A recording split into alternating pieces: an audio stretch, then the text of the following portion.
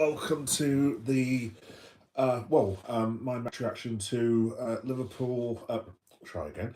Welcome to my God. This is going to be a good, isn't it? Welcome to my live reaction of Arsenal nil, Liverpool nil, and welcome to my get the red stuff out there. Welcome to my utter and complete astonishment at that. To be completely honest, as most of you know, was pretty much dreading this game. I was banding about um, four, five, sixes and 6, 7. Yeah, there we go.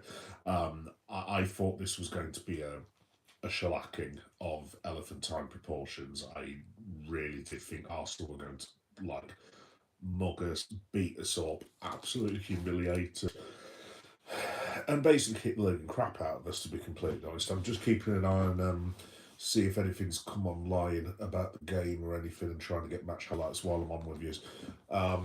But no, much to my sheer and utter amazement, we actually managed to get a point. In fact, let's not push a luck that too much, but you could make a bit of a case for saying Liverpool were actually bizarrely quite unlucky not to win that football match. I mean, obviously Connor hits the bar. I'll get onto all that in a minute. I'll also get onto what happened to Conor Bradley at the end of that match, which I am livid about, because it was completely and utterly unnecessary. And the gentleman responsible for it, I hope, is going to face some sort of sanction because that ain't on at all. It's like, mate, what are you doing? But yeah, before I get into all that, basically, just to make you guys aware, as per usual, if you've not listened to the show before, this will be on YouTube audio podcast, and it will be on YouTube video, probably about midday, 1 o'clock tomorrow. As soon as YouTube finish processing, as per usual. Yes, I'll talk a bit about the match. I'm going to do a bit of a preview about what I'm getting up to for Liverpool Barnsley as well, because subscribers hopefully will know, I'm sure, because I have gone on about this quite a bit, that Liverpool Barnsley, I will actually be there. In fact, I'm going to be in the Annie Road end, because your boy's going to hospitality, darling. Basically, yeah, the only reason I'm going to hospitality is it's the one get time of year that I can ever get a ticket to see Liverpool. Would Barnsley be my first choice? With the greatest respect to Barnsley, probably not. But it's like the cheapest ticket that I could possibly get, and it will probably be the only game I go to other than friendly. I'm hoping to see one more match if I can do. Fingers crossed. Hopefully the match doesn't get snowed off, because I have heard these horrendous rumours about snow on Merseyside. Hopefully that won't be a thing, but I'll tell you guys all about that at the end. But yeah, just getting into it. I suppose the main first bit was obviously Hugo was injured. So we had no Ekitike, which basically, for want of a better phrase, meant we actually played most of that football match without a striker. Now, before I get into the match, I'm kind of different to a lot of Liverpool fans. I know a lot of people were quite happy with the team. I'm an old man, basically, clearly. And I am very old school. 4-4-2, boot it up the line, crosses in for the left wing, right wing, get your head on it, boom, there you go. That's my sort of era. For Liverpool Football Club, and I'm aware that we've got injuries, and I know that Salah is at AFCON, and that's fine, and that's not a problem at all. For Slot to refuse to play one of the two, they're not actual strikers, but like forward options in Federico Chiesa and Rio Ingamoa. And I appreciate playing Ingamoa out of the blue in a match like this probably is not the smartest idea ever in the history of the world. For neither of them to start is ludicrous. I mean, the Chiesa thing is bizarre to me. Hello, that name, which I might not pronounce. That is a very, very funny name, but I don't think I'll be saying that. How you doing, mate? You're all right. Yeah, like I said, I'm old school. For us to be going into a Premier League football match with literally no striker. I mean, Cody can play through the middle, obviously, but the, this lack of faith in Chiesa to me is it's getting to the point where it's quite ludicrous now. I'm not suggesting for a minute that Federico Chiesa is our best option up front. Clearly, he isn't, because if you've got an actual on form Alexander Isak, if you've got an on form Mo Salah, and an Ekatike, obviously those three are on form, probably better than Federico Chiesa. Although then again, if Chiesa was the fully fit Federico Chiesa a few years ago, maybe he's got an argument. But to not play the man, or to not play Ngamoa, or at least do like a, I thought he might do a 45 and 45. I mean, to not play them at all, and I get Arnold was going for the point. And don't get me wrong, I'm absolutely delighted. It's a brilliant point away at home for Arsenal, because I thought we were going to get battered. But to not start with that striker is nonsense. And I know we are hamstrung with the Ekatike, Isaac, and Salah thing. And yes, Frimpong can kind of play as far in front three, and obviously Verts can play up front as well. But when you've got actual strikers and forwards that are on the bench, I mean, I just find it incredible. I mean, I, if Jadon Dams was actually available, fit and firing, I'm actually at the stage where I think Arne Slot legitimately would play Jadon Dams if he was fit over Federico Chiesa. And it, I'm sorry, I take the argument that Fedi is not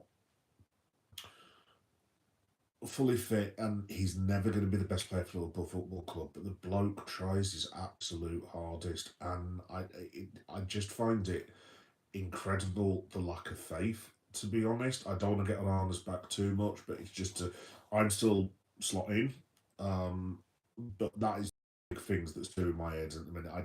I do simply do not understand this thing of not paying Chiesa. I think it's absolutely bloody ludicrous, to be honest. Look, I I'm going to the Barnsley game. I will be delighted to see Federico Chiesa, and I'm assuming he will play him and probably playing Gabo. I'm going to get onto the Barnsley game in a minute, because I'll the ticket I've booked. I don't imagine I'm going to be seeing a galaxy of stars on Monday night on snowy Merseyside. I think I've let myself in for a bit of a fiasco, to be honest. But no, it'll be good. It'll be good. But I'll tell you guys about that in a minute. But yeah, it's just a little moan at the start. I just thought I'm just like, well, I mean, surely you can pay Feddy or you can play Ingamoa. But Arne's the gaffer at the end of the day. I'm sure he doesn't care what I think, but I'm sorry, I think Federico Chiesa. I will get off the Feddy thing in a minute, but if you just look at it through a purely stats based thing, I think I'm fairly sure I'm right on this, but Federico Chiesa is solely responsible for us having 4 points that we have for the total, if you see what I mean now. Obviously, that goal line saving tackle that he did when he ran from his own halfway, that ran from basically his box to the other box against Sunderland, that's basically worth a point. He scored the win. I know it wasn't a winner, but basically he scored the winner against Bournemouth. That takes you up to 4 points. He very nearly got us a point at Crystal Palace with that header. He set up two for Ekatike against Southampton. Bailey's the match winner. He's been player of the month. He's assisted, who was it, Gakpo against Manchester United, I think. And I think I might be missing a goal. Am I missing a goal? I don't know. But yeah, but I'll come off this first anyway. But I'm sorry. In my opinion, and if anyone disagrees, you're more than welcome to. It's fan platform, so not a problem at all. I would play Federico Chiesa. I think he's more than good enough for the football club, but under Arne Slot, he's never going to get that chance, and I've started to accept that. But like I said, I will be delighted to see Federico Chiesa play in person on Monday night if he's going to play against Barnsley, but we'll have to wait and see on that. Let's have a look. The Everything Guy. That's a very cool name as well. Hello, Everything Guy. How are you? Uh, yeah, I'm not too bad, mate. I'll just call you Everything, because that's that title. I won't be able to remember all that, dude. Yeah, no, I'm boss, as the Scousers would say, mate. I was just saying at the start of the intro, to be honest, mate. I I thought we were going to get battered tonight. To be honest, I thought it was going to be. look, I suffer from anxiety and depression and GAD. I'm not the best person to be around positivity wise, but I pretty much put this down as a 4 or 5 nil shellacking at the start of the day, and I was just like, nah, no chance. But the fact we've got a point, I've got to be honest, and there'll probably a lot of Liverpool fans still raging. I'm more than happy with the point. Point will do me just fine. And I'll put the league title, the league title, I would. I'll put the league table on in a minute, guys, because it has actually kind of helped us out. If you think in perspective of what we were expected to get and what Chelsea and people like that were expected to get and United to get, I actually think we've actually made it. Makes look, it's a point at the end of the day. It's not like we're going to be shouting from the rooftops about it. But if you think that, but I mean, Burnley, Man United, even with what Man United going through, I thought Man United would beat these 2 or 3 nil. That was a point. We've very nearly got a point out of the Newcastle match. Tottenham lost again. That's probably them out of Champions League contention. They shouldn't be catching us anyway. Obviously, Chelsea lost to Fulham, although it's not Fulham near us, but you'd like to think, obviously, that Fulham are not going to be challenging for the Champions League play, although they might do, I don't know. Crystal Palace and Villa was a draw. So, I mean, we haven't made ground upon the Villa, but I mean, if Arsenal go on to like just basically run away with the league, I mean, if Villa and Man City start dropping a little bit, because I mean, Villa have just taken what 4 points out of 9, City have taken what 3 or 4 points out of 5, something like that. I don't know how it is down, but I mean, they seem to be dropping as well. So I mean, I'll go on to talk about this in a minute, but I mean, our next few games, I think, I'm right in saying after the Barnsley game, we've got Burnley at home, Bournemouth away, Newcastle at home. I mean, if you can be getting 7 points out of that lot, you're in a very, very good position for top four. I mean, you never know. We might, if the Villa start dropping a bit, or if even if it's Man City, maybe there's a chance that we could get in the top 2 or 3. Look, as long as the coefficient is fine, I will happily take 5th place this season. If it gets us into Champions League, fine. We get the 5th place, move on, end of season, file it away, never to speak about it ever again, and then we move on from there. But yeah, I'll just go through some of the bits on the game. So I'm just looking at the Liverpool Echo just to remind me. Let's have a look. Like I say, it wasn't the most entertaining game in the world. I think a lot. Kirkes seems to be getting a lot of love from everyone. Obviously, Frimbong. I think Redman voted him like man of the match or something. Let's have a look. Yeah, I mean, obviously the first half, like Arsenal has a lot of possession of the ball, but I mean they are going to be the Premier League champions at the end of the day. You would expect them to have a lot of the ball, especially with what Liverpool are going through. I still think the Reds are very much in the situation where they're very worried about going from, well, to use a car analogy, from, I don't know, 3rd gear to 4th gear. Just in terms of I just don't think. Look, I think Liverpool players are so shocked with what happened to them in that horrendous run where we lost like 9 out of 12, whatever it was, that they are just absolutely petrified of opening up. But I mean, the good thing is now we are actually keeping some clean sheets. We're still conceding goals, but like we're keeping some clean sheets. No one's absolutely scoring boatloads of goals against us anymore, other than the Leeds. But if you take the Leeds match out, I mean, I think that's, I want to say 5 goals that we've conceded in the last 10. If you put the Leeds in, obviously it's like 6, 7 more or something. 6, 7, yes, blah, blah, blah. But yeah, no, defensively it has been a hell of a lot better. It needed to be as well. It's just, I just wonder about how much it's taken away from the attacking side. That look, we can't be going to Arsenal and obviously opening up and like taking the game to them like every single attack, because we would have got absolutely annihilated. So I actually agree with Slot today. Look, it's not like Arsenal were all over us either. I mean, I think a win was probably pushing it, but you could probably make bit of a case for saying Liverpool were, I won't say unlucky, but a tad unlucky not to win the whole thing. Because, I mean, obviously, I'm getting onto this. Conor Bradley had that shot that hit the bar. Um, let's have a look. When was the Bradley thing? I think that was the second half, actually. I'm just looking through. Um,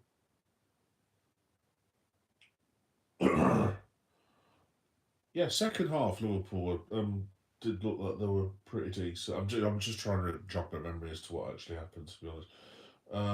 Yeah, the Connor thing, I can't remember when the Connor thing was. I think it was in the first half anyway. But yeah, I mean, if that goes in, um, who knows? Arsenal might have got really, really frustrated. Look, I mean, this is probably the time when Arsenal, because look, we all remember when we were going for the title, we've been waiting years and years and years. And I mean, Arsenal haven't been waiting as long as the Reds have. We obviously were waiting 30 years, but I want to say Arsenal, it's been, what, 22? So they are going to be getting into the desperation stage where they just want to win the league. And I think they will do. I think they're too far ahead now. I mean, it's only 6 points that they've gone ahead, but I mean, it's gonna get to the stage. It's gonna get. I think Arsenal will have like one more dicey moment, but I still think they'll comfortably end up winning the league. I imagine that they'll be 8 or 9 points clear by the end. I just don't see Manchester City. I mean, they're hugely inconsistent. I mean, they absolutely battered us, obviously, but I just don't know. There's just something about them. Can Villa really compete with Arsenal on the evidence the other day? Not so much. But I mean, the only other one's us, and I mean, we're what, 14 points behind us, the 30, 40 plus, far too many points behind. For Liverpool to win the league from here, basically after the Arsenal game, I think we're in the realms and we would have to win every single game. Realistically, we could probably lose one more match out of the next 17, but we'd have to basically win 15, 16 games. And are we going to win 15, 16 games? I wouldn't have thought so. But then again, the one good thing that today's result has done, we've just played our hardest game left. Like, there won't be another a game that's that hard. Manchester City have got to come to us. Villa Park on the second to last day of the season is not great. Newcastle at home is going to be difficult. We've got a decent record against them. Tottenham at home, Everton away. I mean, really, Liverpool should be beating those two teams. Who else? Arsenal, Manchester City. Chelsea at home, I'd back us to win, to be honest. But yeah, we'll have to wait and see. Let's have a look. BM3379. Hello, how you doing? You alright? What is that symbol, by the way? I keep seeing that symbol on like loads of live streams. I'm an old man, so I have no idea what the symbol means, but there we go. Alright, Dave, how are you Dave? Kerry's still okay. I'll say yes. Let's have a look. Red Doors. God, my eyesight is so bad. I'll just call you Red, dude. Yeah. Kerry is still okay, I think. I don't know. Swig of Liverpool water bottle. Yeah, and then towards the end, I'm just trying to go for. I know Gabriel had that a big chance towards the end. So Sobbo had that free kick that he was quite unlucky with as well. Thought he was really good as per usual. Yeah. Oh yes. Did you ever buy that Astra? You've completely lost me there, mate. You completely lost me there. No, the one thing that I did want to talk about, that I was fuming about, to be honest. What was this Gabriel Martinelli thing all about? Like, literally, Conor Bradley's just gone. He's just gone off injured again. He's literally injured one of our players. He's pushed him. He's trying to take a free kick, and basically Martinelli's come steaming in and pushed him over, and he's gone to the sidelines. He's damaged his ankle now. And it's like, oh well, this thing's happening in football. It's like, no. That was completely and utterly unnecessary. I don't know why. that Martinelli felt the need to do that, especially as a person like Martinelli, who the amount of injuries he's had over the years. I mean, you think as a fellow professional, like look, I know it's a man's game and all this business, but it's like, mate, seriously, there was absolutely no need for that. So, I'm sorry, I'm usually quite complimentary about Arsenal. And I don't have an issue, particularly. I'm not like a lot of fans. There is a rivalry for me with Liverpool and Arsenal. To be honest, it's been quite bad the last few years, and it's probably because of that wretched social media platform that the South African owns. That guy. Um, but yeah, there always used to be like a begrudging respect between Liverpool and Arsenal. But look, it's not like we're having pints with each other and this, that, and the other, and dancing around the maypole holding each other's hands. But I think out of all the rivalries you've got in the top six, Arsenal and Liverpool's quite sort of tame. And obviously, it's got a bit worse over the last few years with this, that, and the other happening. But generally, I've got a lot of time for Arsenal. I don't particularly hate any of the players, but that thing with Martinelli tonight, that was completely and utterly uncalled for. And I hope, well, like I said, I'd hope the FA would step in, but the FA, well, FA stands for something else, in my opinion. But yeah, that's another player we've now got injured, thanks to Gabriel Martinelli. So thank you, Gabriel, for that. No need whatsoever, and you are a bit of a pillock. But there we go. Let's have a look. Peter Wiseman. Hi, Peter. How you doing, mate? You all right? Welcome to the stream. Like I said, to be honest, I'm probably not going to be on for too long tonight because there's not. Well, I mean, basically, it was Liverpool nil, Arsenal nil, and that is absolutely fine because, like I said, I was more I was slightly more concerned with us not being humiliated in front of the watching world and losing like 7 or 8 nil. That's how like depressive and like unconvinced that I was about us getting anything from this match. But like I said, do you know what? I've not for a long time. Fair play to them. They've got a really good point this evening. Um, they've put in a shift. Players played very well. They kept a good clean sheet against a very, very good team, probably the best team in the world, in my opinion, or at least not far off at the moment. Who will win the league? And like I said, I would like us to win the league, but if it's not us, Arsenal deservedly deserve to win the league if they do it. You do wonder maybe. I don't think it'll put that much doubt into the mind. Obviously, they've still got a very good cushion. Obviously, this weekend it's FA Cup third round, so they can kind of take a little bit of a break as well. Arsenal haven't got that many injuries, so they can probably do a bit of squad rotation. I think they've probably come through their big spell now as well. Yeah, like I said, I have no doubt that the title will be at the end. I would be upset if anyone won the league over Liverpool. I don't know. Maybe Birmingham City, being a Midlander, but that would be. Wrexham winning the Premier League would be quite entertaining. Just to see that programme go all the way through, but I say I can't imagine that will happen. You give it another 7 or 8 years, who knows? But yeah. Anyway, I'm rambling on now. So, yeah, good point for the Reds. Can't say fairer than that. And yeah, we'll move on. So, what I'm going to do, guys, and I'll talk about some other stuff as well. I'm just going to go through the live reaction to the game. So, I'm just checking on BBC Sport Net. In fact, what I will check is, do we get a match of the day tonight? I'm guessing we don't, because there was a match of the day tomorrow. Oh, can I just say quickly, shout out to Gabby Logan and her family and all the friends and family of Terry Orif. I didn't get a chance to put it on social media today. I don't know if anyone saw Match of the Day yesterday or if any people who are in England saw Match of the Day, but the Mark Chapman had to replace Gabby Logan halfway through last night, and I was like, what the hell's going on? And then she said she had a family emergency. Now, as a dad, straight away, I'm thinking, oh no, I hope it's not one of the kids or anything like that, or her husband. Turns out it was Terry Yorov, who was obviously played for Wales, played for Leeds United, played for loads of different teams. I think was the Wales manager. I know he's managed quite a bit.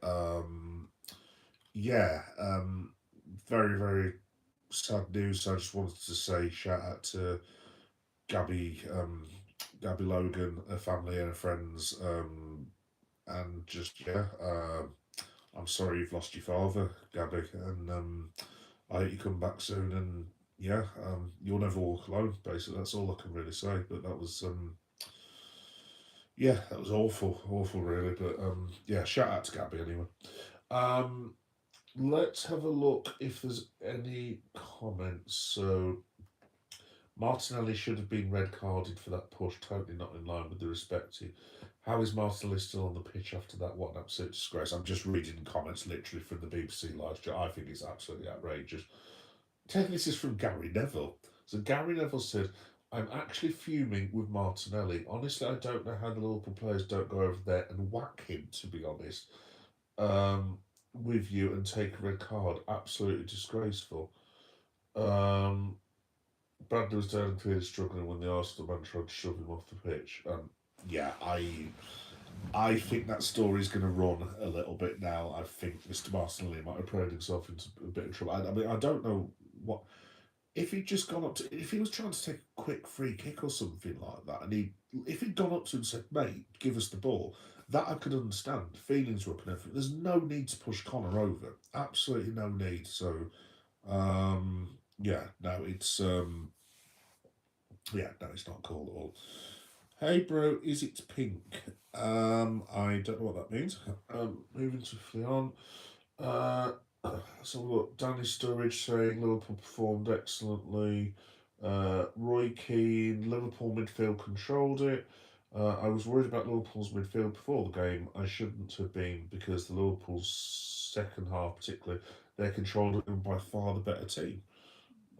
That's from Roy Keane as well. Okay, cool. Um, what else have we got here? Martinelli was an embarrassment to his club and he should get a retrospective yellow, red card. Damn right. Um, yeah, I think the Martinelli thing is gonna be not cool, to be honest. Oh, let's have a look. Roscoe, hi Roscoe, you alright? Can you say Roscoe for me, please? Roscoe. Yeah. I'm assuming that's your name, Roscoe. Let's have a look. Oh, right. So this has just come in. This is from Dominic Sobersley. I'm just reading now from Sky Sports News. We faced an unbelievable team. We showed again why we became champions last season. This was a step forward after recent weeks, and yeah, we showed again um, against a team that is top of the table. We can compete, and we need to take it for the next weeks. On Liverpool's battling spirit, I think it's always about the fight because in the Premier League you have to fight to get results. And today, each of us, everybody showed that we are able to do it. We have to keep on going and work as hard as we did today. Of course, it's not easy to play here against such a great team, but I think none of the teams like to run against the ball in the Premier League. So in the first half, we tried to get the ball as much as we could. Second half in the game, on being off target, it looks like I started to practice my free kicks even more and also about my shooting. But they defended well and we get one more point. On Martinelli's push on Conor Bradley, I saw that Conor twisted his knee. I don't know what happened with him. Obviously, he didn't want to come back to the pitch for time wasting. He was in so much pain he couldn't even think where he rolled, and Gabriel came there and pushed him off the pitch. I understand you want to win, we want to win as well, but I think the health of players is much more important than something that, yeah, there's going to be a massive kick off about this now. It's proper kicking off about it. Um, Roy Keane on Martinelli and Bradley incident.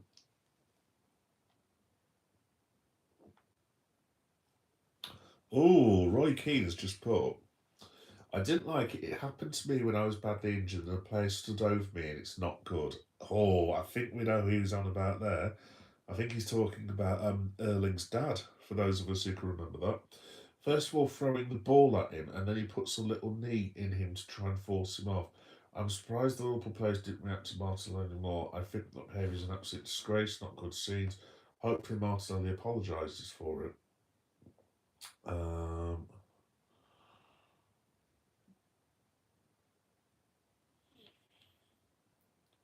let's have a look. Oh, here we go. So this is from Mikel Arteta. What a surprise. On Gabriel Martinelli trying to push Conor Bradley off the pitch.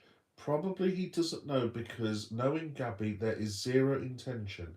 I don't know what happened to Conor, but hopefully it's not too bad. But obviously there is no intention from Gabby to do anything bad to him. Yes, Miko. I I don't really know what to say to that. I mean, that's just Mikel. Come on, seriously, don't be ridiculous. I mean, he's basically tried to like assault the bloke on the side of the pitch where he's already down injured. That's poor from Arteta. It's really poor. Let's have a look. Super Toby. Hi Super Toby. How you doing? You all right? What else? Could have been a lot worse for Arsenal. Yada yada yada. Uh, yeah, so Arsenal are 6 points clear. People are praising Kirkes for his second half display. Let's have a look. Oh, here we go. This is what I wanted to do. Right, I can't show you obviously because I don't want to get like shadow banned from YouTube for showing BBC Sport. But top of the table. Well, actually, I'll go through the whole table. So Wolves are now on 7 points because they got a point against the Ev yesterday, which was brilliant because the Ev went down tonight. So Wolves are only 14 points off Nottingham Forest. The comeback is on there. Let's have a look. Yeah, so bottom of the table, basically, it's Burnley and Wolves are pretty much gone. In fact, I think all three of them are gone. I think the gap now between Forest and West Ham is 7 points. The gap to Leeds, I was gutted for Leeds last night as well, and that obviously hasn't helped Liverpool. The gap from Leeds to West Ham is 8 points. I think West Ham have gone completely, to be honest. So I think the bottom three have gone. Maybe you can make a case for Bournemouth, Leeds, and Forest needing another couple of points, but I think they'll be absolutely fine, to be honest, for that. After that, then you've got that whole mad mix. You've got Bournemouth, Tottenham, Palace, Everton, Brighton, Sunderland, Fulham, Chelsea, Man United, all within 5 points of each other, which is just completely insane. And now the good thing is, because of those drop points from Man United and Chelsea, we are now 2 points clear, but we're 2 points clear of Brentford, who have just come from out of nowhere. In fact, Brentford are like, I'm just having a look actually. Brentford's 10 points off Manchester City. Look, I mean, I can't see this happening in a month of Sundays, but there is the chance for something hilarious to happen with Arsenal not winning the league. I'll just throw this out to the comments. Can you imagine what would happen if Arsenal beat Liverpool, Man City, Aston Villa, Chelsea, and so on and so forth? They've got one hand on the title, and then on the last day of the season, Igor Tudor scores from 30 yards out to give Brentford the Premier League. I don't wish to be horrible. Like I said, I've got a lot of time for Arsenal, but I think I would be pretty much hysterics for like 3 or 4 days after that, to be honest. But no, I can't see that happening, to be honest. But yeah, fair play to Liverpool B. Obviously, that's Jordan Henderson, Quivine. Shout out to Quive. Who else? Fabio Carvalho and Seth Vandenberg. So yeah, you're welcome, Brentford. In fact, we're playing Brentford on the last game of the season. But there we go. 2 points dropped for Arsenal. Oh, sorry, folks. Yeah, so I'm sure I've told you all about this before, but one thing, because I'm not really into young people etiquette and stuff, one thing I will not have is Mickey taking and racist Mickey taking. That is why whoever this douchebag is going to be removed from the feed. And reported and also highlighted, and you'll be all over my socials, sunshine. If you want to say stupid rubbish like that, go on someone else's feed. Not interested. Jog on, sweetheart. Anyway, you're not going to get me, mate. You're not going to get me. If you change that handle a little bit, by the way. 2 points dropped for Arsenal, 1 point gain for Liverpool. Yeah, no, dude, I agree. I'm him. No, I do agree, mate. I reckon it was a really good point for Liverpool tonight. Do you know what, as well? Because we've given them so much stick, I just wanted to say shout out to the lads last time. I wanted to say shout out to the boys. That was really, really, really good, gutsy performance. Proud of them. And yeah, you know what I mean? Because it has been horrendous this season. Well, I mean, as horrendous as being the fourth best side in England can be, who's in the last 16 of the Champions League. I mean, this is it's kind of very first world horrendous problems, it has to be said. But you know what? Fair play to the lads. They've done well tonight, so congratulations to them. But yeah, if you look at this table now that I'm looking at, so Arsenal have got 49 points. Man City have gained from this as well because, I mean, mind you, Guardiola will be absolutely gutted because if they'd beaten Brighton, which they didn't deserve to, by the way, but shout out to Brighton, I thought they were excellent last night. Really, really good too. Um, if they had beaten Brighton, they would be 4 points behind. Then Arsenal are getting very, very nervous. Um, I mean that's the thing. That I mean, what do we think? Do we want Villa and Man City to start dropping like stones to give us the option of like pardon the expression, four slots to go for? I'd be inclined to say yes. I mean, I know there's a lot of younger Liverpool fans who do not want Arsenal to win the title, but guys, look, you're going to have to face the reality Arsenal are going to win the title because they are the best team in the league. It's as simple as that. I mean, I've awarded the title to Arsenal on a couple of occasions in the last 3 or 4 years and not got that right. I don't think I'm wrong with this one. I'd be for Arsenal to mess this up now would be. I mean, basically, for want of a better phrase, Arsenal where we were this time last year, um, and basically, I think from what I remember, we had to go to Bournemouth, and that we were like, I don't know, I think we were 6 points clear, and I think that I'm making this up as I go along, but I think the Arsenal then drew with Villa. Oh no, that was it. It was when Darwin Núñez scored that double against Brentford, and then Villa got a point against Arsenal, and that basically like killed it, to be honest. But yeah, um, I would just kind of like Man City and Aston Villa to start dropping like stones for a few weeks, and then that opens up like 4 places as opposed to two, because that's what Liverpool are playing for now. Let's have a look. Barney Rubble, how you doing, Barney? You're right. Man United fan. Boo. That's fair enough, mate. That's fair enough. You're welcome to come on the show, mate. Man United fan here. I bet you weren't pleased last night. Mind you, I'm not saying anything about Man United because, like, they beat us and it still hurts and it's rubbish, but there we go.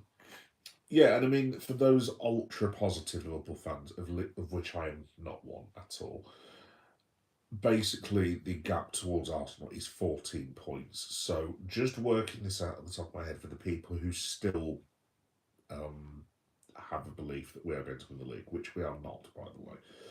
Um, Arsenal basically, if my maths is correct, are going to have to lose 5 of their last 17 matches.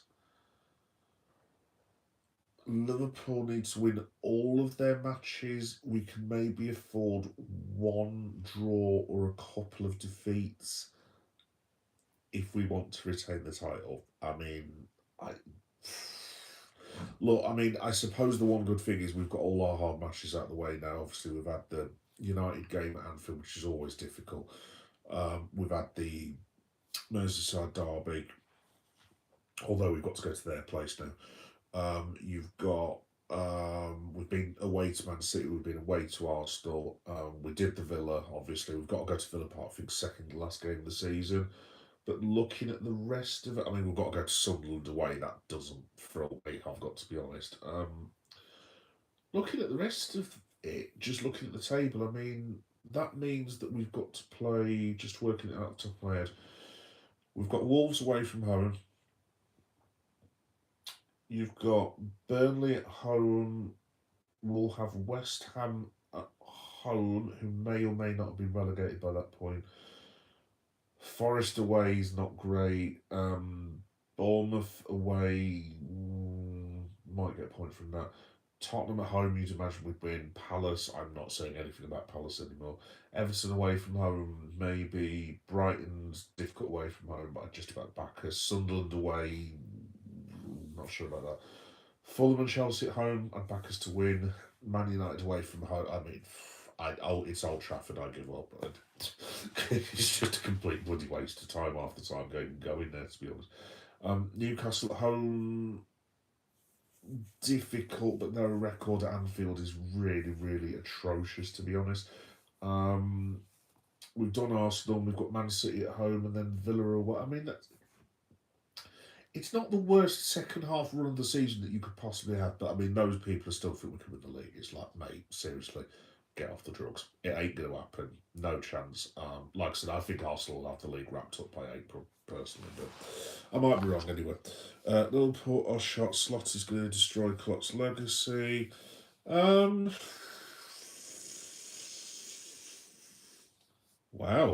Those are two interesting comments, one after the other. Liverpool shot. Slot is going to destroy his legacy. Dude, like I said, the guy won the Premier League in his first season. I've heard all this stuff about it's not Klopp, it was Klopp's team and stuff. People are entitled to their opinion. I'm entitled to mine. And I will swear on this occasion. Absolute bullshit. Utter and complete nonsense. Put it this way, what did the Slot team do the season before? Did they win the league? The Klopp team even? Did they win the league? They did not win the league.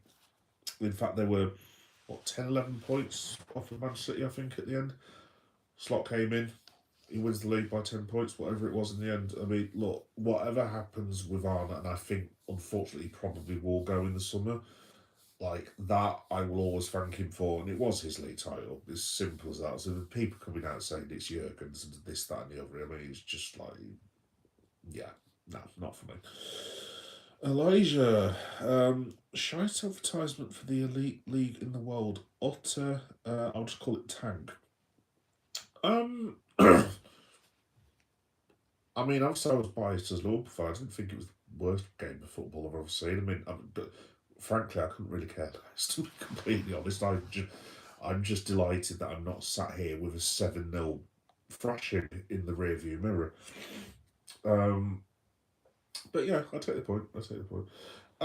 So yeah, basically, folks, I'm just going to see if there's anything else that's come out of the game. I want to see if Arne's had his interview about Bradley. I'm just hoping the Bradley thing is as bad as it looks, because it does look pretty bad. Like I said, to be honest, I am pretty livid with Gabriel Martinelli. It's like, mate, there is no need for that. There is absolutely no need for that whatsoever. I mean, genuinely, if that had been a Liverpool player who did the reverse to Martinelli, I'd be calling for him to be suspended, because it was just literally, there was absolutely no need for it, to be honest. I mean, it's just really, really poor. It really, really is.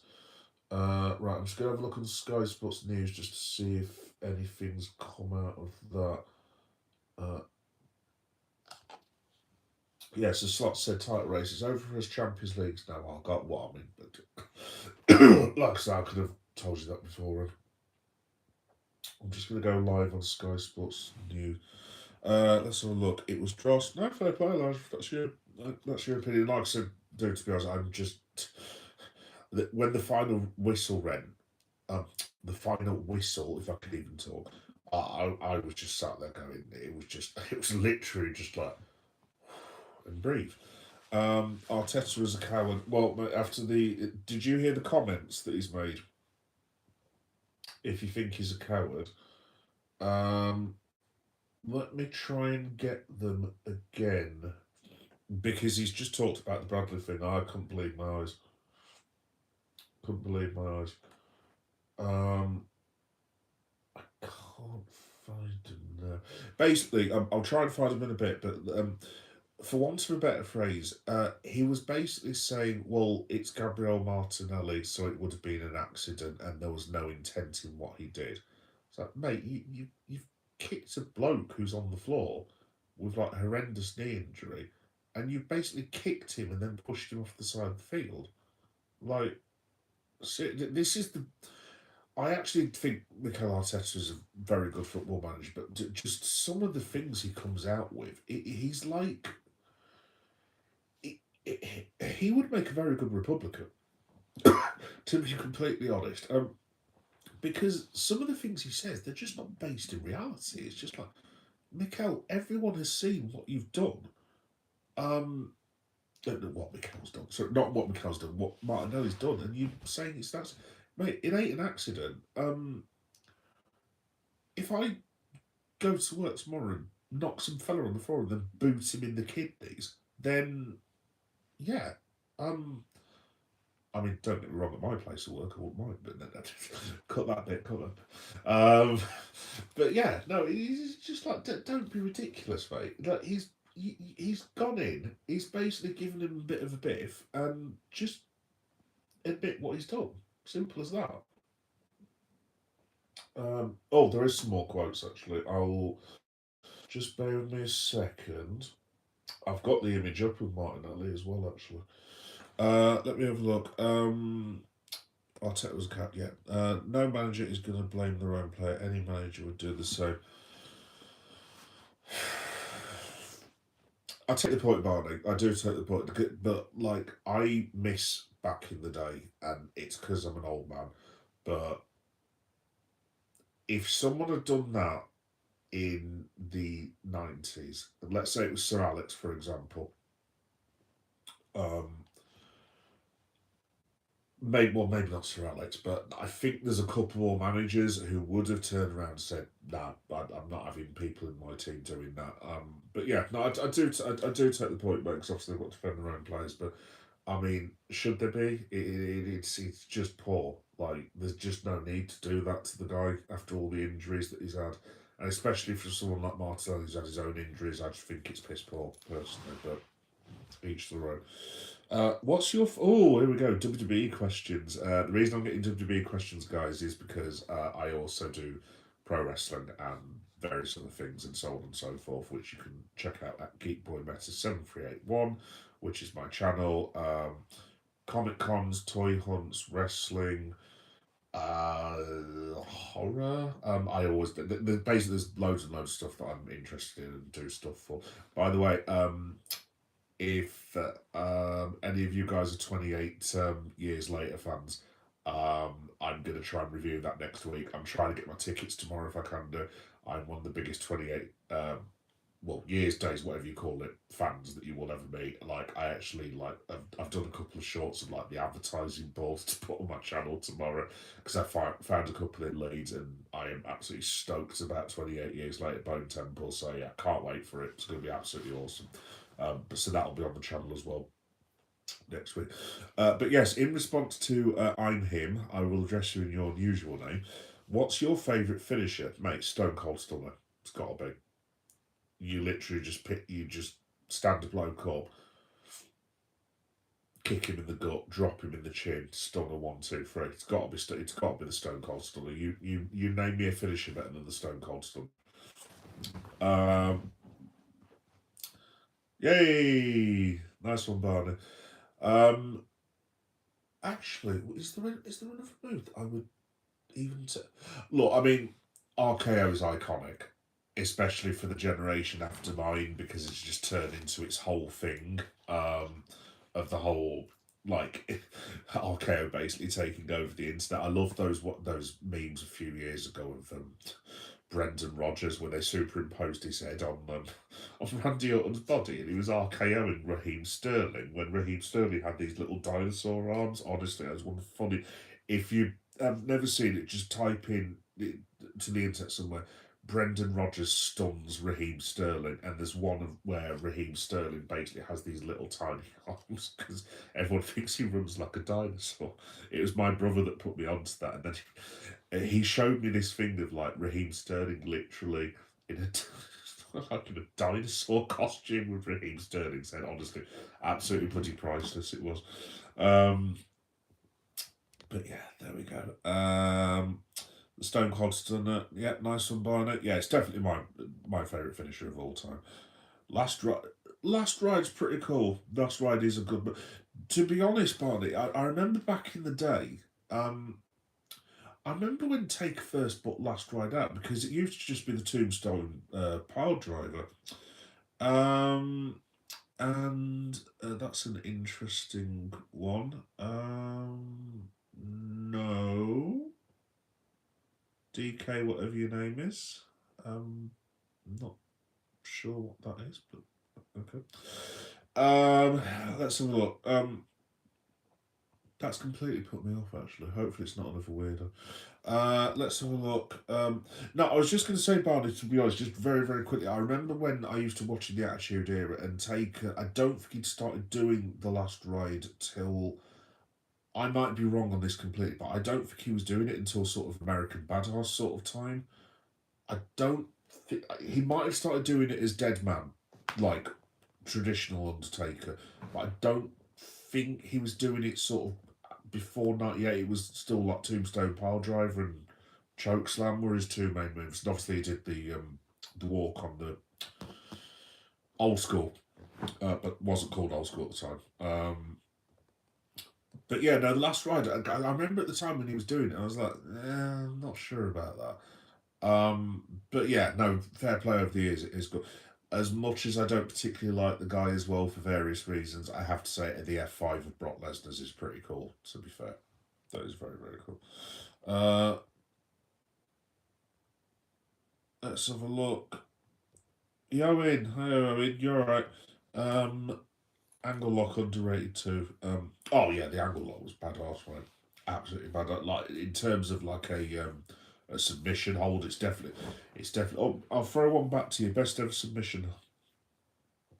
See, there was a guy that had a really good submission whose name is basically dirt to me, who I'm not going to mention on my channel. You could probably guess who it is, but yeah, I unfortunately did used to like that move, but I'm not going to speak about that man ever again, to be honest. Um, Four figure leg lock as well from Flair, because obviously people try and do it now, and it just looks like shit compared to how Rick used to put it on. You know what I mean? Genuinely, it looks painful when Ric Flair used to put it on, but that's just because he's one of the greatest of all time. Shawn Michaels sweet chin music as well. Yeah, there's loads of them in there, really.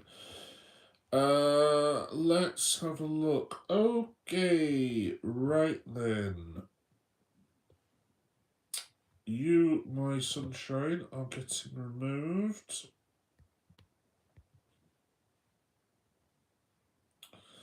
Yeah, sorry about that, folks. As one or two of you know, I do tend to get what's the politest thing you could say? Complete and utter bell ends at time joining the stream. I don't know why. I don't know if it's my face being a Liverpool fan, being black, being English. I don't know, but I tend to attract one or two imbeciles from time to time. So yes, I will just remove them from the stream when they start piping up. But yeah, no, I ain't putting it with that. Like I said, if you want to be abusive, go on someone else's stream. I don't mind debate, not a problem at all. But if you're going to start being abusive to other people, you can get to you know what basically. Uh, Barney, the Attitude Era is the most goated era of. Oh yes, mate, absolutely. So that's where I grew up with Barney. Was I started literally watching WWE, well WWF at the time, because I used to watch it at school and it was like Hogan and Ultimate Warrior and Macho Man and I don't know, Virgil and Nasty Boys, Ravishing Rick Rude, Bret Hart, Bushwhackers, all of them people. And then, as you do when you're a teenage boy, you kind of discover like girls and drinking and things of that nature and football. And long story short, I didn't watch WWE for about, I think last time I watched it was 92, and then I didn't watch it again until about 96, 97. 6, 7, yes, I know. God, right. Is anyone else getting really annoyed by that, by the way? But yeah, no, I used to watch it back in the day. Then I had about a 4 or 5 year period where I didn't watch it. And then all of a sudden, I switched it on one night. And I happened to switch it on just as a point where Hulk Hogan was spraying NWO on Savage's back. And it was really weird because I was like, do you know what? That guy looks a hell of a lot like Hulk Hogan. And then all of a sudden I was like, hang on, wait a minute, that is Hulk Hogan. What is going on? And then obviously I kind of got back into it, and I'm like, because obviously it's been 5 6 years since I've seen anything to do with wrestling. I'm like, why is Hulk Hogan working for WCW? Why is he a bad guy? Um, who is this bloke in black trunks and boots drinking beer, smashing people and stunning people, which obviously was Stone Cold?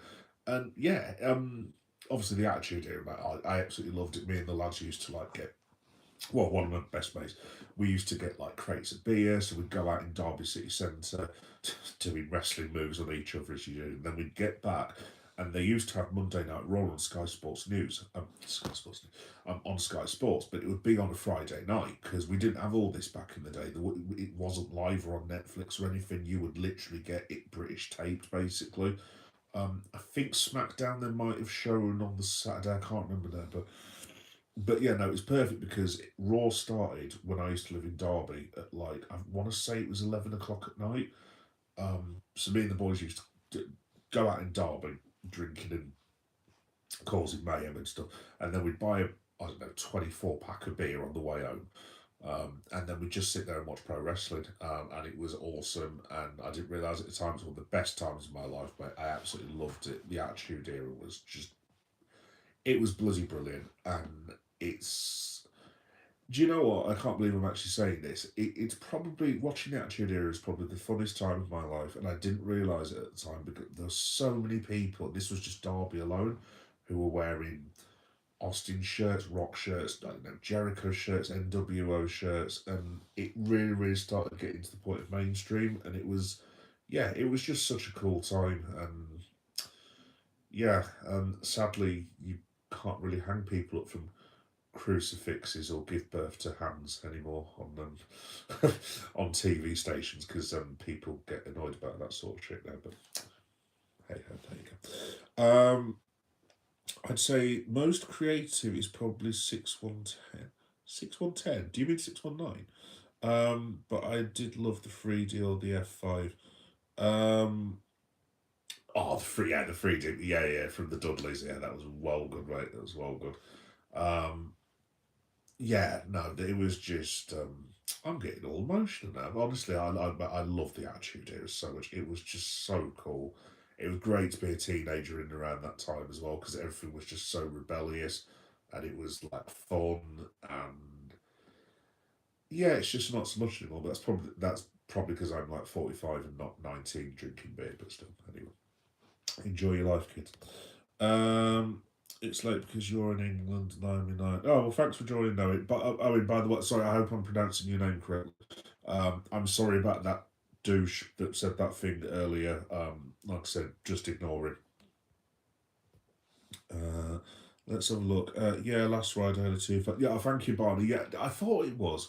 I think it's yeah, crippling, not crippling. Yes, like I said, that was horrific. I still remember being in the gym and hearing about that on Radio 1, and I was just like, that is. I mean, I honestly, as a dad now as well, I mean, anyone would find it disgusting, obviously, but as a father, I'm not going to comment on what the gentleman did, but how anyone. Yeah, no, I can't say about that little lad upstairs who I love more than anyone else. What how anyone could possibly have that in their mind is, yeah, I don't have the words. I really don't. What's your Gareth Pupperton? What's your favourite chess piece?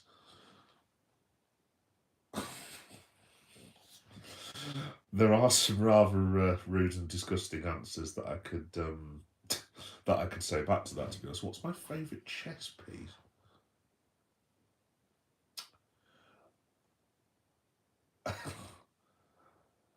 I've always liked a big bishop. No, not really. I don't know how to answer that. For a start off, I can't play chess. I can't remember the last time I played chess, to be honest. I did like that chess TV series on Netflix with the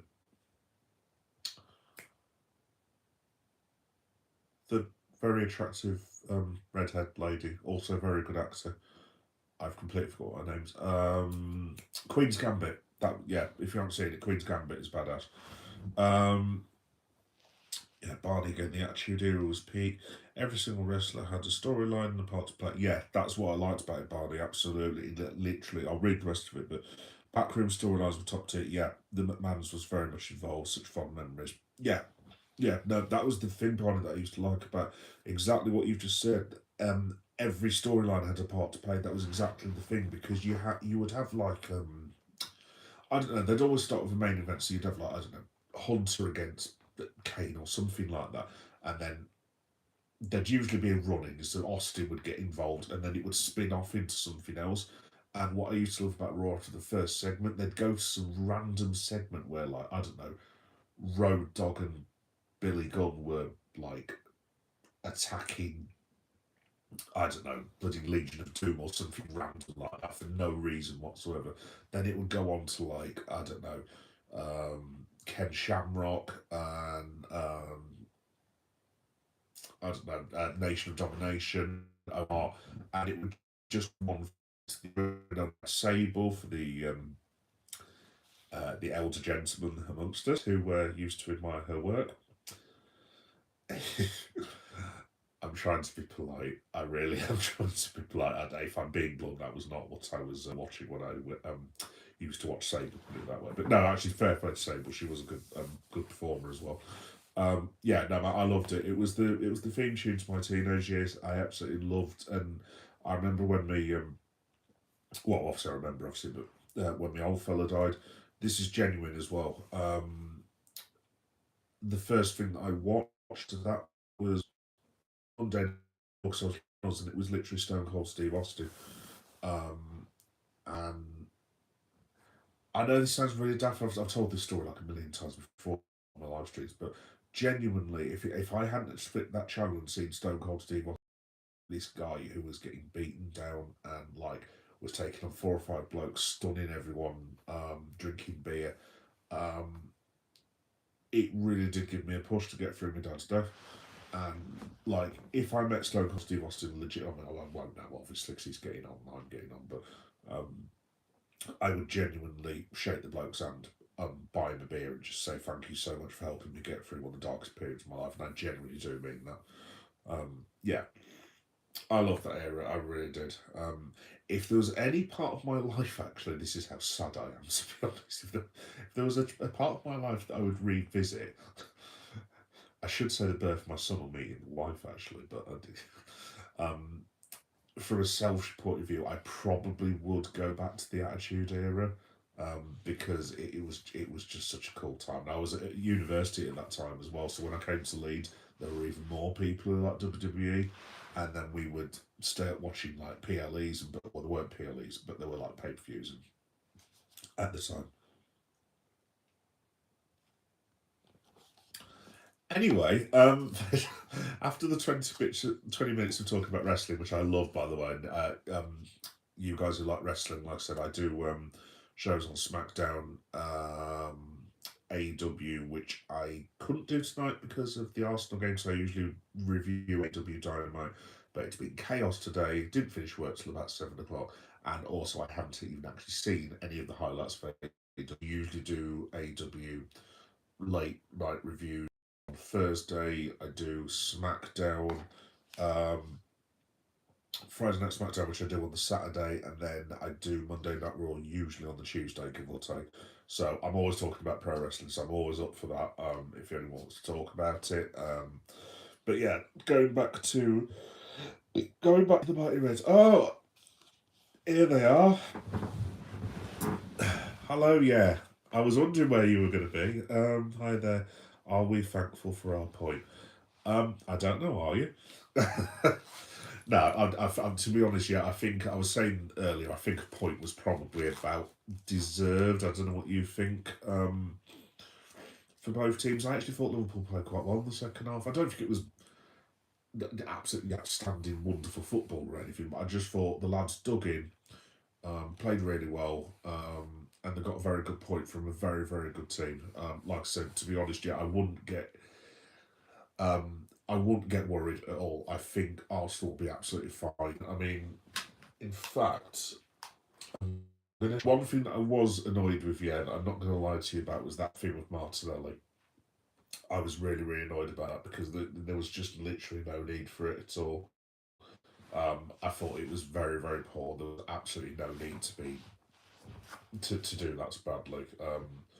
It surprises me with Martinelli because he's always struck me as quite a decent lad, but yeah, it was really, really poor. Shouldn't have done what he did, to be honest. Let's have a look. The Arsenal, so Arsenal's fixtures. In fact, let me go back to the comments so we can order.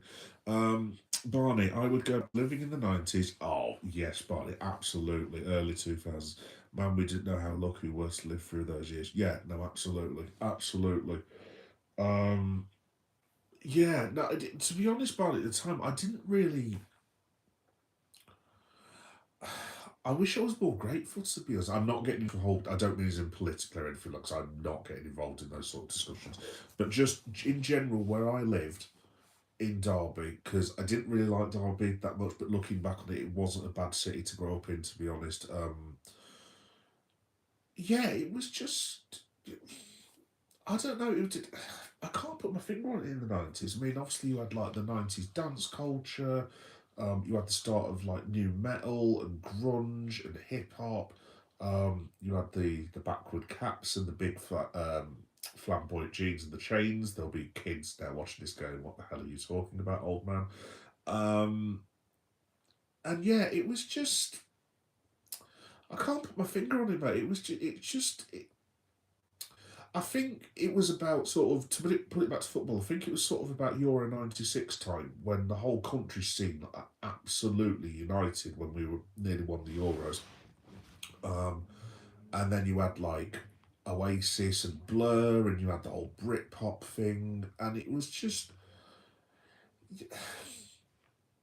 Look, I'm not going to sit here and say like, oh, every single English person liked every single English person, because that just isn't the case, obviously. But like, everyone just seemed a lot more chilled with each other, and it was just a really, really good time, you know. And obviously now, without getting into other things, not quite so much at the moment, but it's probably just because I'm getting older. I don't know, but it just seemed like a much cooler time. Look, my son at the end of the day likes his FNAF and his, I don't know, whatever it is, Italian brain rot and things of that nature, and saying 6, 7 and all this business. And to him, that's cool, but I don't know. So we did these stupid things. We had stuff like Friends and like, I don't know, Buffy the Vampire Slayer and like cool stuff like that.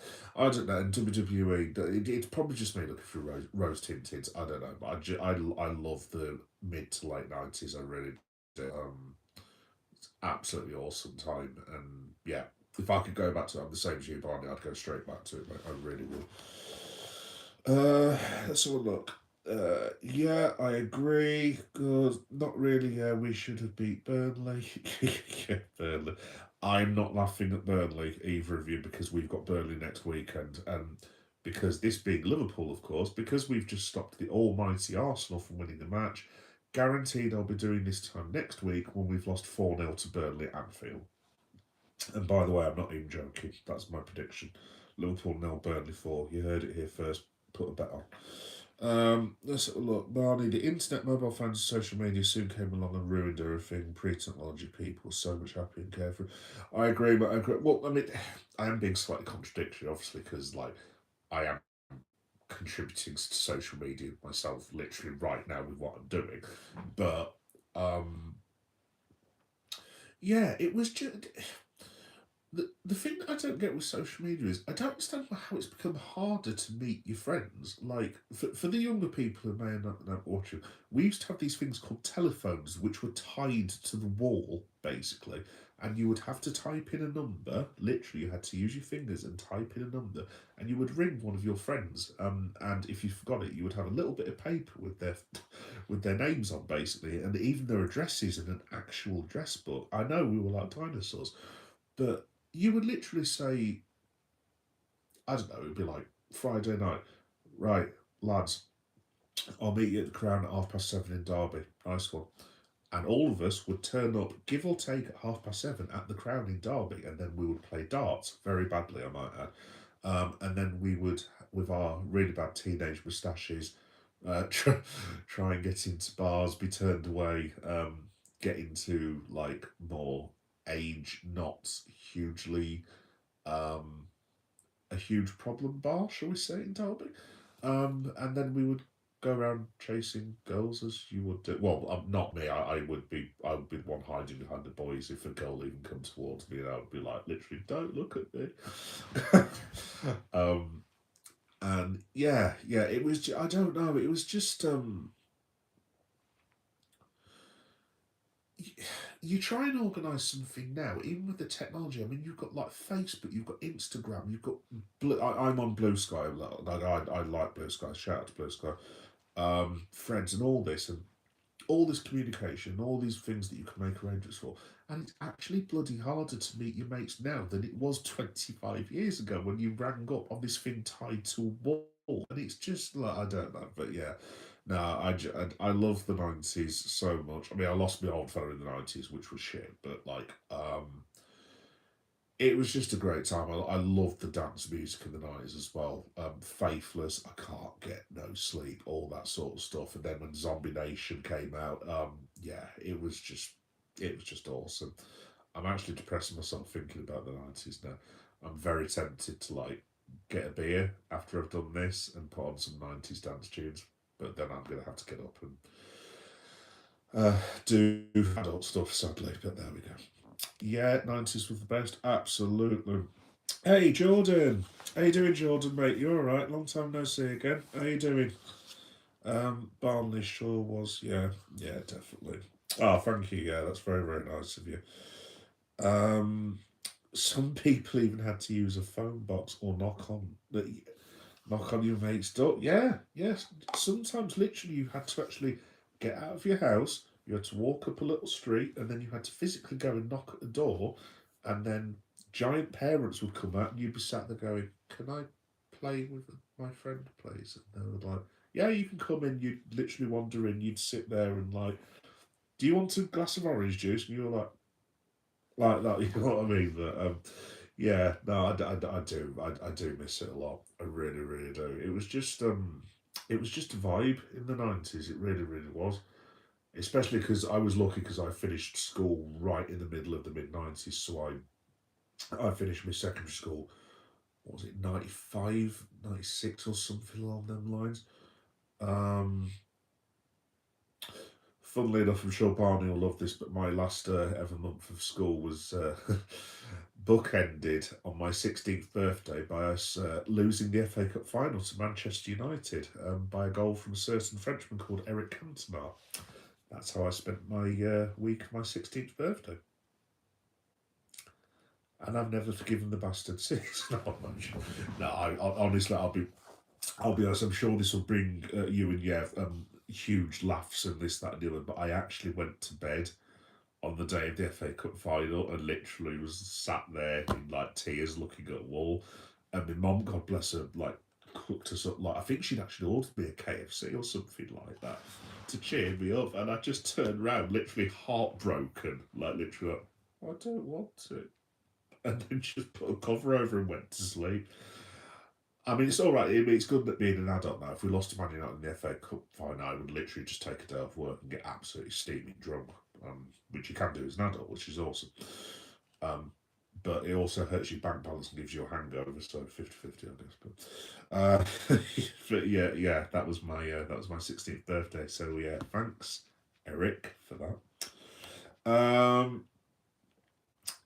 Barney, yeah, exactly. Yeah, I think phones are good for emergencies, but not all the needless accessories that comes with it. Don't be sad, brother. Be thankful you experienced it. Absolutely, mate. Absolutely, yeah. Shout out to the 90s crew. Shout out to the 90s crew. I absolutely did. I think that's the thing, to be honest, Barney. And yeah, obviously you can't you don't know this as kids because like obviously now, well, now I'm older, I say to my son all the time that stupid thing the old fella used to say, like, Oh, you enjoy this now because it won't be like this forever. And my son does exactly the same thing that I used to do to my old fellow. It's like, oh, whatever, Dad, you don't know anything. You're an old man. Blah blah blah blah. This is going to go on for ages. And I'm literally just sat there going, yeah, you were 2 years old, dude. Literally about 4 seconds ago, and you're 12 now. It's not going to go on forever. But I just wish I'd been a lot more, what's the word I'm looking for, appreciative maybe of it. It was, yeah, no, I absolutely loved it. Maybe I should do something about the 90s actually. No, I've already got too many playlists. I have got far too many things that I'm into at the moment, but that has just given me a good idea actually. Tales from the 90s. Huh. I do a Substack actually. I could possibly write about the 90s. I don't know how much I could write though, because there are a lot of things that I definitely could not write about. I do not want my son knowing about his father. But anyway, moving swiftly on from there. Ouch, painful. It bloody well was, yeah. It was absolutely horrendous. Think of the worst ever defeat that you've had as an Arsenal fan. Times it by 40, and that was how painful it was losing to Manchester United. It was honestly it was the before I lost my dad, and this that anyway, I think it was actually the worst day of my entire life, to be honest, but there we go. Yeah, no, it wasn't cool, but the 90s was awesome. Extras, they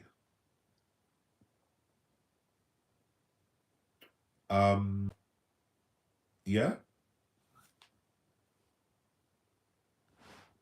okay, cool. um do it, right about it. Do you know what, yeah, I'm actually,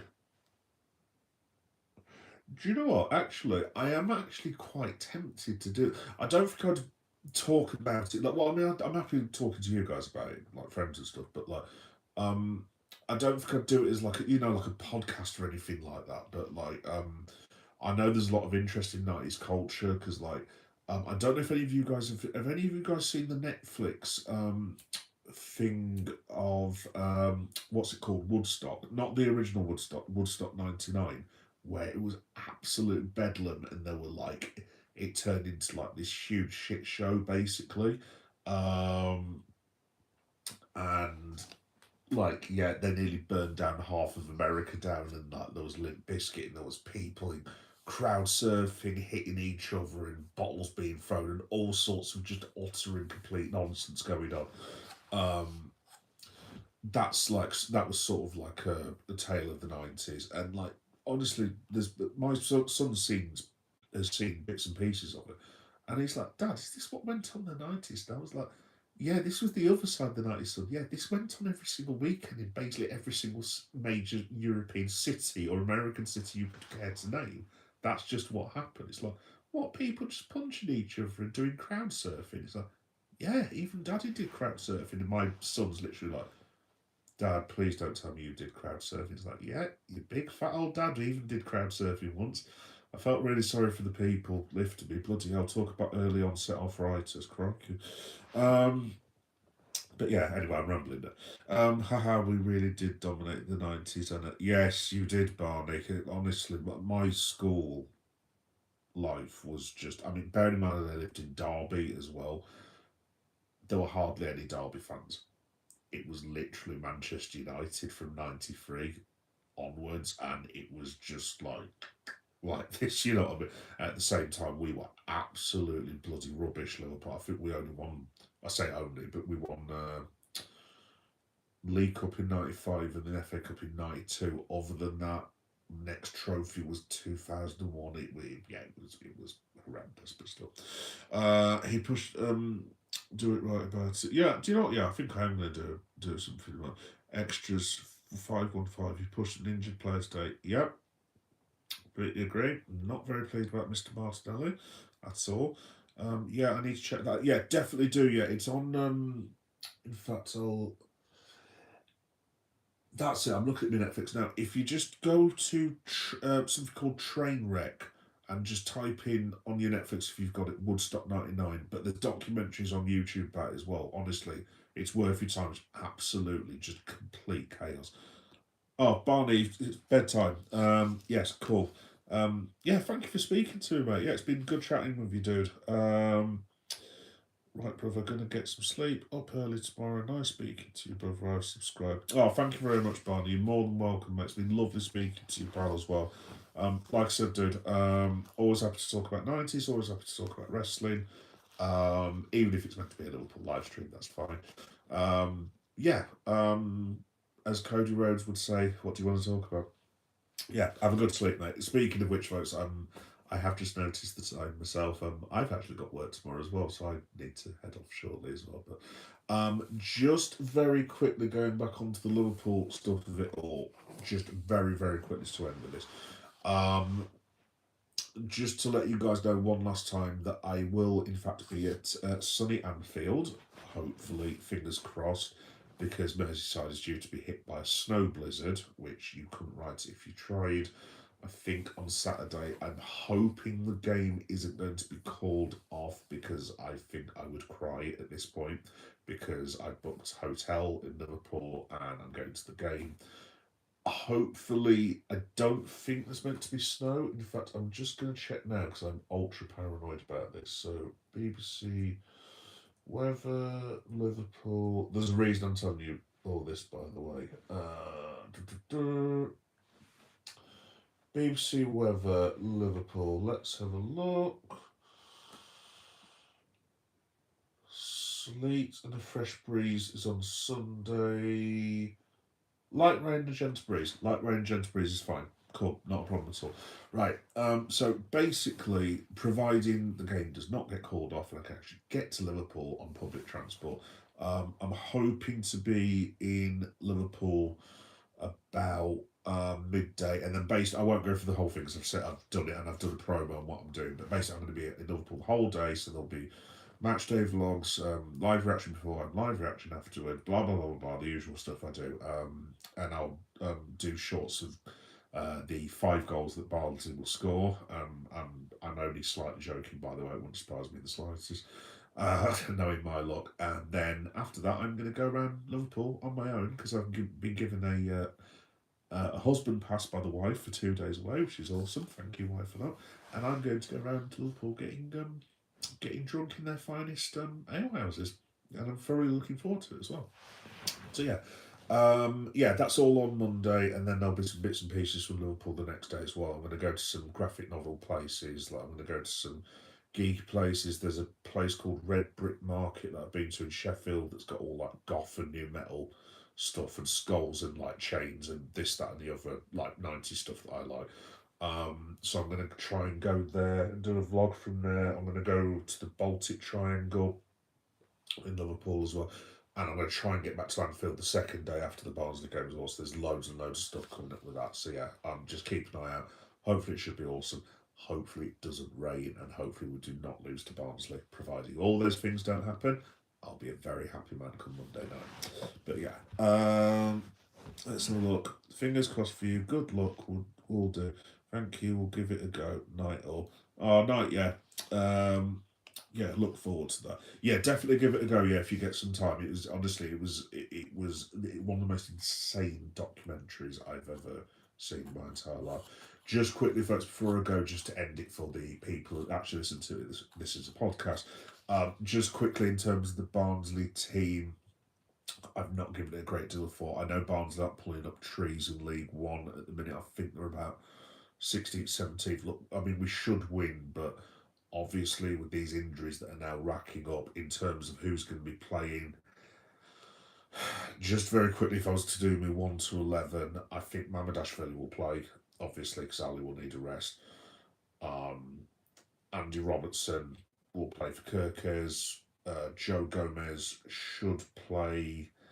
I'd imagine Ibu will have to play because we've got no other options because obviously Endo is still out injured unless he can drop Ryan Gravenberch back, unless he plays that Welty Lucky who's been on our bench the last month or so. In fact, I wouldn't be surprised if he did play him, so yeah, I might go for Lucky, and hopefully he is Lucky. Obviously now Frimpong is probably going to have to play because Conor Bradley has now been injured by a certain gentleman who we won't mention again. Curtis Jones got rested tonight, so you'd imagine Kurt will have to play. Trainioni probably will get a start because he's hardly made a start all season. Um, Crikey. In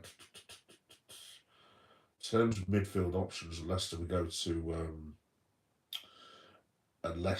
into the reserve and youth sides, I'm not really sure. I think, to be honest, one of McAllister or Gravenberg might have to go again. Um, and then up front, obviously, look, I think Chiesa, Rio, and Gamo will have to play. So I mean, it should still be a reasonably good. I mean, we've got no other options, literally. I mean, Gakpo's going to have to be put in cotton wool now because he's the only forward basically that we've actually got who Slot will play. So I think, yeah, I think Mamadashvili, Andy Robertson, Lucky, Gomez, unless you put Frimpong up front, of course, but I think he'll probably have to drop Frimpong back because of the injury to Bradley. I cannot see Bradley being back for that game now, and I wouldn't risk him either, even though I'm going to go and see it. I reckon Trainioni plays in midfield. Curtis Jones plays alongside him. Maybe he plays Verts one half and possibly McAllister another half. Possibly. I'm not really sure what else they can really do at this point, to be completely honest.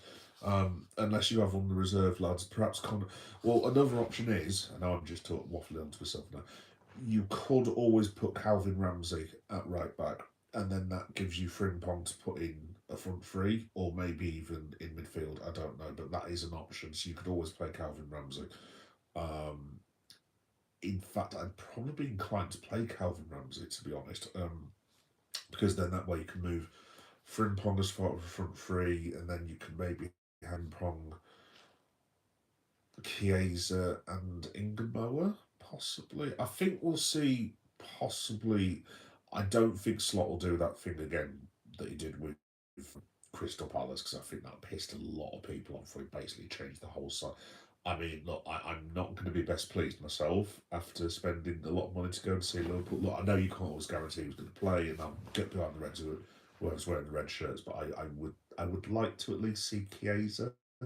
I mean, look, he's not played Chiesa. Jones was on the bench, and Gomez was on the bench and only came on. So I think you can basically say Mamadashvili, Gomez, Curtis Jones, Rio and Gamoa, and Chiesa. I mean, those five should be more than enough, as it is, with greatest respect to Barnsley. But obviously now with the injuries, I mean, Ekatike could be back. Perhaps you could put him on the bench, maybe. Um, Maybe Endo could be back. I mean, I don't know what's going on with Endo. However, he's been out. He would have been perfect for the last few weeks, but he's been out injured for weeks and weeks and weeks now. So James McConnell would have been ideal because he's just been recalled back from Ajax, but he's now crocked as well. So I mean, the only other thing I can suggest Liverpool do, and I'm astonished that they've not done it, is why has no one just bitten the bullet and called back Harvey Elliott? Like, Villa do not want Harvey Elliott. Just get him back, and he's playing against Barnsley on Monday night. Just do it now. Get him back. Job done. Um, Costas is having an absolute nightmare at Roma. I mean, I'm not suggesting getting all loan players back, but maybe give yourself a bit of an option. If you I don't know, if you bring back Costas, perhaps he can be a deputy for Robbo in a couple of games, and then you move Kirkes forward a little bit. I don't know, but like um, Owen Beck's come back. I think he's injured. I think at Derby. Um, Look, for me, we need to get some. We desperately need to get some players in, even if they're only loan signings or whatever, just to get us over the line. I would happily take a couple of loans. I know we're getting these lads in who are like going to be the youth centre backs for the youth team, which is great, fine. We need to go into the setup now, in my opinion. So yeah. By the way, as well, just very quickly, guys, before I head off, I will be on for transfer deadline day as well. I'm going to try and do it a bit of a. I tried it once. I'm going to try and one next time. I'm going to try and do like the last sort of hour and a half of transfer deadline day, whenever it's, I think it's Wednesday or something like that. So I'll put that on my channel listings as well. But yeah, no, really looking forward to seeing Liverpool versus Barnsley. Even if we lose, look, I not want to lose to Barnsley, it goes without saying. I love being on Merseyside. I love the Scousers and I love the people. They're so friendly. They've always been boss, to quote the Scousers with me. Love Liverpool, and just being in Liverpool for a couple of days is going to be awesome. So yeah.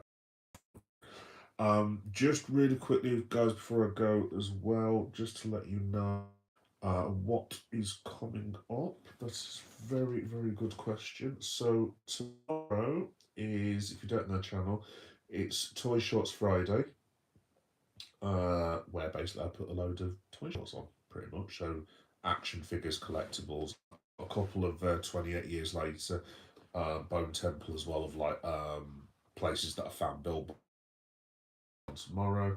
I'm gonna be reviewing 28 later, hopefully the back end of next week when I've seen it. Cause I'm gonna go with the date night. That should be fun. Um, let's have a look. Yeah, Saturday doing the late night SmackDown reaction show because I covered that as a safe WWE. I'm thinking of getting into NXT a little bit as well if I can do. Obviously time creates this that and the other. I'd love to review TNA and New Japan Pro Wrestling as well, but I just literally unfortunately do not have enough time. And then Sunday, I probably won't be doing anything of pieces on AEW. But yeah, basically the next week is Liverpool week, so I'm going to go to Barnsley on Monday. I'll be in the city of Liverpool on Tuesday, and ironically enough, Monday Night Raw is actually in Germany that night and is going to be on UK TV at the same time that Liverpool are playing, and I'm just like, that is just, it's just not funny at all. So I'll do my Monday Night Raw review probably on the Wednesday. I'm due to get back from Merseyside about 4 o'clock in the morning Wednesday morning, so I might do that Wednesday night. Next Thursday will be AEW, so this time next week time slot will be AEW Dynamite live reaction. And Toy Shots Friday again, and then it will be Liverpool versus a week on Saturday. So yeah, there's loads of cool stuff coming up. I'll be doing live reactions to the Royal Rumble, which I cannot wait for. That like what 3 weeks, I think. Like I said, transfer deadline day as well. I'm getting my tickets for Leeds Comic Con because I'm a big Comic Con guy as well.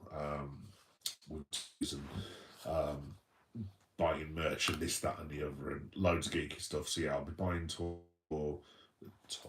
I'll be buying tickets for Liverpool Comic Con. I'm going to try and AW all in and get my hotel booked. By the way, just before I go, I haven't booked tickets yet because obviously AW not released it, but I turned into quite a fan of Pro Rev Wrestling. Is that what it's called? Pro Wrestling. Oh my god. Yeah. That's on my wrestling channel as well. If you want to check it out, it's just Geek Boy does. So all my playlists are Geek Boy does Liverpool, Geek Boy does football stadiums, and so on and so forth. But I've actually got a Rev Pro Wrestling vlog, so I went to go and see him in Sheffield, and it was really, really cool.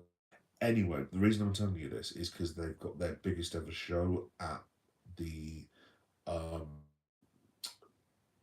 I think it's the O2 Arena. It might be the O2 Arena or it might be the stadium. It might be Wembley. It's not Wembley Stadium, but it's the Wembley thing next to it. I forget what it is. Anyway, they've got a live show on this Saturday night in London, and I'm due to be in London the day after for a. I've not mentioned this to the controller of the purse, shall we say, but I'm thinking basically on doing a couple of days in London, so watching Rev Pro Wrestling on Saturday, going out with a few guys in London, and then basically just watching AEW all in at Wembley Stadium. Cost wise, not great. Saturday night, to be completely honest, but you never know. Someone might put me up, but yeah, all cool stuff, all stuff that's coming up on the channel. Um, and like I said, thanks everyone for watching. Thanks everyone for subscribing. Like I said, its channel's going really well at the moment. Really enjoying it. And hope for this year. Hope we can be hitting 2K, maybe even 3, possibly. I mean, I actually managed to um, all the audience in the space of 6 months last year with the live shows that I do. So yeah, it's very much appreciated. It's been very, very cool. So thank you all very much. Shout out to you. Um, right then, guys, I'm gonna head off because it is now like nearly 12, and I haven't even eaten any dinner yet, and I wouldn't like to drink, to be completely honest. So yeah, thanks everyone for watching. Up the mighty Reds, and I will see you all soon. Bye bye.